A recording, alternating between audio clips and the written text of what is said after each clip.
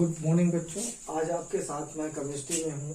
Basic knowledge of chemistry के साथ। Basic knowledge of chemistry का मतलब ये है कि अगर आपको केमिस्ट्री को कंप्लीट ज्ञान प्राप्त करने की इच्छा है कि हमें बहुत सरल तरीके से केमिस्ट्री आने लगे, हमें सरल महसूस होने लगे कि केमिस्ट्री से बहुत सरल है, उसके लिए बहुत ही इम्पोर्टेंट चीज है क्लास 11th और 12th के बच्चे के लिए कि वो इस चीज को जान ले, पहले इसको समझ ले कि होता क्या है। तो क्या क्या उसको समझना है कि केमिस्ट्री समझ में आ जाएगी। उसको समझना होता है परमाणु क्रमांक, उसको समझना होता है परमाणु द्रव्यमान, उसको समझना होता है मोल कॉन्सेप्ट, उसको समझना होता है पीरियोडिक टेबल यानी आवर्त सारणी, उसको समझना होता है इलेक्ट्रॉनिक कॉन्फ़िगरेशन यानी कि इलेक्ट्रॉनिक विन्यास, उसको समझना होता है केमिकल बॉन्डिंग यानी कि रासायनिक आबंधन।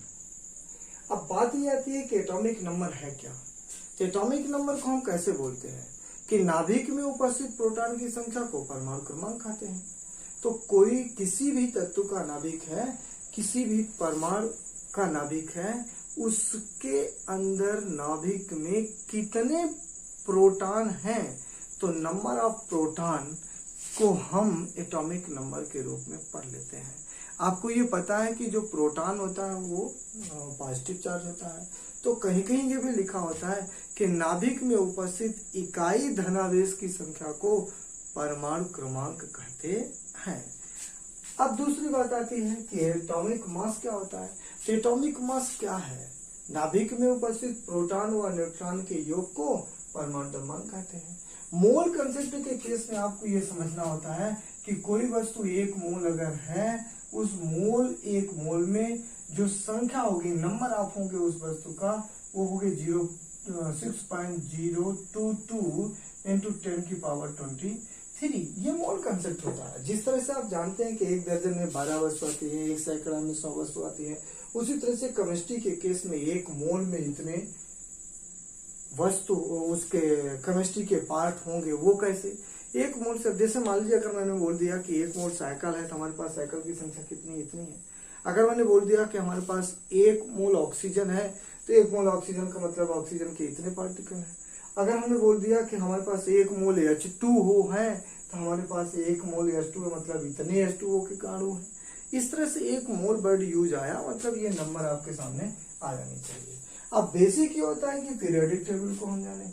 तो पीरियोडिक टेबल को स्टडी करने के लिए हमारी वीडियो लगातार इसमें अपलोड हो रही हैं, जिसको किस तरह से मुझे समझना है इस चीज को ध्यान पे देना होता है।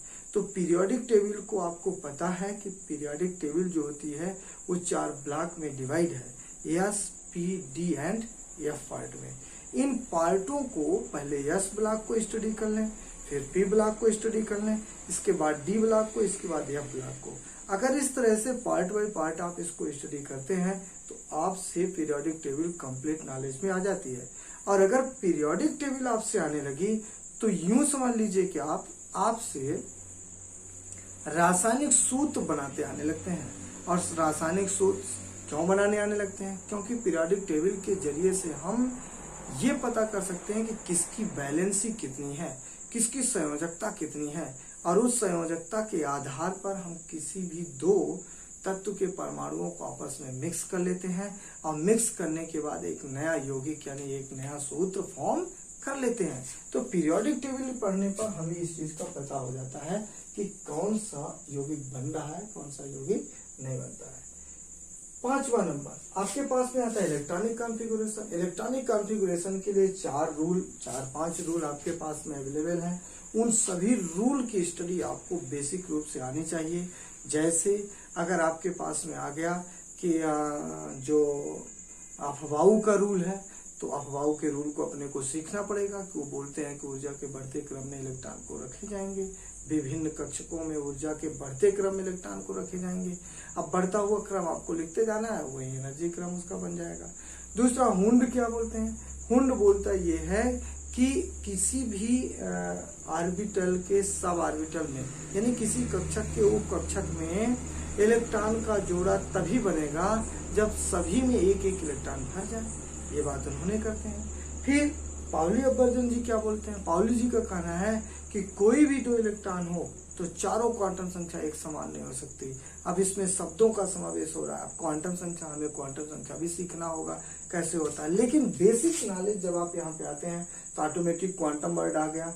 अब उस क्वांटम वर्ड को भी आप सीखिए, समझिए, हमारी वीडियो में वो भी आने वाला है। अगर आप उसको कंप्लीट देख लेते हैं, एक बार भी अगर अच्छे से उस वीडियो को स्टडी कर लिया, यूं समझ लीजिए कि आपसे इलेक्ट्रॉनिक कॉन्फ़िगरेशन और क्वांटम संख्या का कैलकुलेशन बड़े आसानी से आपसे आने लगेगा। इसके बाद में आता है केमिकल बॉन्डिंग। अगर आपने पीरियोडिक टेबल की स्टडी सही तरीके से कर लिया है तो निश्चित तौर पर आपको इलेक्ट्रॉनिक कॉन्फ़िगरेशन आ जाएगा, और इलेक्ट्रॉनिक कॉन्फ़िगरेशन आने के बाद केमिकल बॉन्डिंग आप बना सकते हैं। और इस तरह से आप केमिस्ट्री के एंटर जाने पर इन तमाम टॉपिकों को स्टडी करने के बाद अगर आप किसी भी लेसन की स्टडी करते हैं तो आपको केमिस्ट्री बहुत ही आसान लगेगी। अब हमारे पास ये बात आती है कि हम पीरियोडिक टेबल को कैसे स्टडी करें, कैसे बताएं। इसके लिए अगली वीडियो में हमारे कैसे स्टडी करना है इस पीरियोडिक टेबल का वो दी जाएगी। तब तक के लिए थैंक यू सो मच।